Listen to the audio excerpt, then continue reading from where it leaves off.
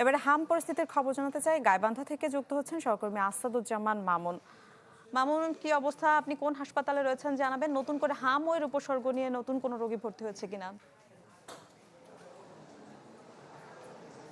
হ্যাঁ, সারা দেশের মতো কিন্তু গাইবান্ধাও আপনার হামের যে প্রাদুর্ভাব বা দেখা দিয়েছে সেটা তো কিন্তু অতটা নেই গাইবান্ধায়। তবে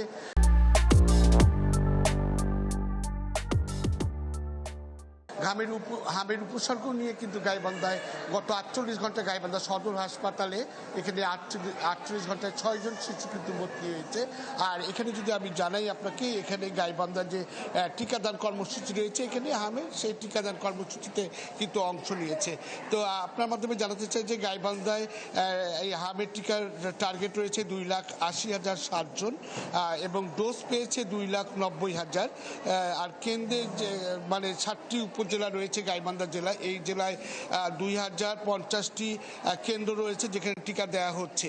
তো সন্দেহজনকভাবে জানুয়ারি থেকে এই আজ পর্যন্ত আপনার 115 জন হামের উপসর্গ নিয়ে এই গাইবান্ধা জেলায় কিন্তু ভর্তি হয়েছে এবং আপনার হচ্ছে এখানে 58 জনের নমুনা পাঠানো হয়েছে।